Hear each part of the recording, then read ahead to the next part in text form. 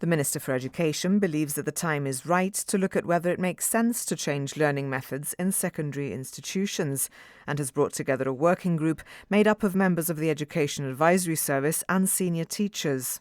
I've asked them to consider what we're doing in secondary education, whether it's working for everybody, who it's working for, who it isn't working for, and what we need to do to make it work for those it's not working for, or work better for those who it is working for.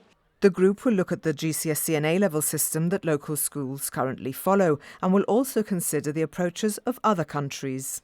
Whatever system we use will have to be one that is acceptable to English universities or British universities. So that is absolutely sure. We're not going to come up with something which is local, which has no international recognition. And we may even keep the GCSEs and the A-levels, but maybe teach it in a different way with a different emphasis. So people need not be concerned. We're going to be absolutely sure that whatever comes out at the end of it, if there is any change, will be suitable for universities.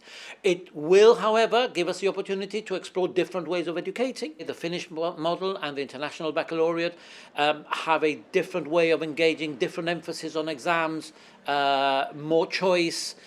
In some cases, it's actually harder work, but it also gives more opportunities for those who perhaps are not as academically capable as others.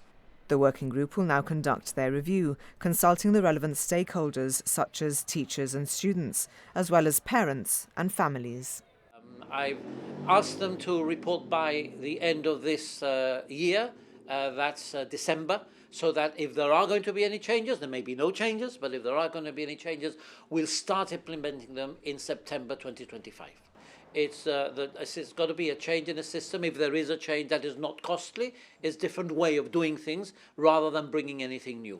So hopefully by December, we'll have a clear vision of how secondary education is going to go into decades to come.